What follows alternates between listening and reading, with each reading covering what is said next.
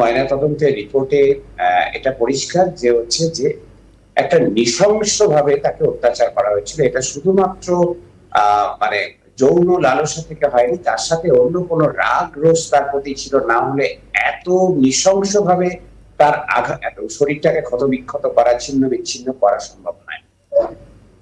মেয়েটির সর্বাঙ্গ রক্তাক্ত, মানে তার যদি মুখ দেখেন, মানে পা থেকে মাথা অবধি সর্বাঙ্গে তার রক্তপাত, নানান ধরনের আঘাত, এবং যেটা হচ্ছে তার মুখ, দুই চোখ রক্তে, মানে রক্তে ভর্তি, চোখ দিয়ে রক্ত বেরিয়ে আসছে। তার চশমা পড়েছিল, সম্ভবত চশমাটা জোর করে ভাঙা হয়েছে, এবং ধর্ষক এবং পুলিশে হয়তো জোর করেই ভেঙেছে, সেটা হয়তো কাজটা ঢুকে থাকতে পারে।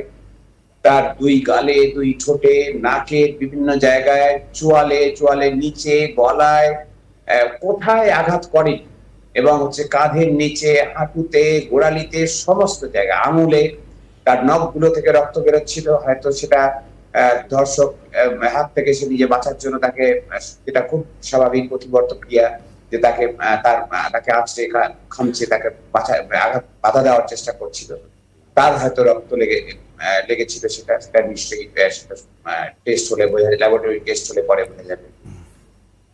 শরীর ডিসেকশন করে যা দেখা গেছে, মাথার খুলির নিচে, মাথার দুই পাশে, সামনে, পিছনে অজস্র জায়গায় রক্তপাত, মানে হচ্ছে যে মাথার খুলির যে চামড়া সেটা কাটার পরে সেটা দেখা গেছে।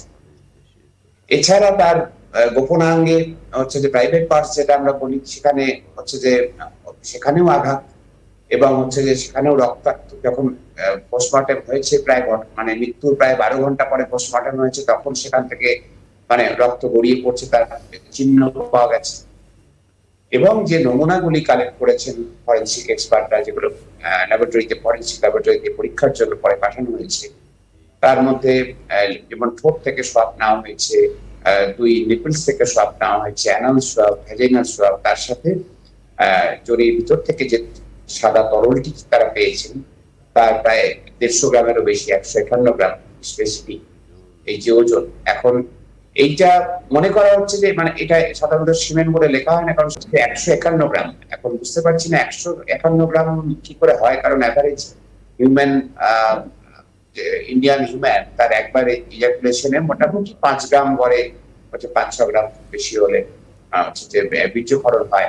সেখানে 151 গ্রাম, এইটা বোঝা যাচ্ছে যদি অন্য কিছু টিস্যু মিশে আছে, ধরেও নি যে কিছুটা মিউকাস, কিছুটা অন্য টিস্যু মিশে আছে, তাই 151 গ্রাম হচ্ছে। তারপরেও বলা যায় যে এত হিউজ পরিমাণ, সেটা কারোর একার পক্ষে হতে পারে না, কোন একজন ধর্ষকের জন্য ফলে হতে পারে না। এটা দলবদ্ধ ধর্ষণ হয়েছে, নৃশংসতা হয়েছে, এবং এত যে চোট আঘাত মেয়েটিকে, এটাও একজন ধর্ষকের পক্ষে এই চোট আঘাত করাটা খুব মুশকিল, এটা বেশ কঠিন, প্রায় অসম্ভব। সুতরাং দলবদ্ধ ধর্ষণের সম্ভাবনাই জোরালো ভাবে উঠে আসে।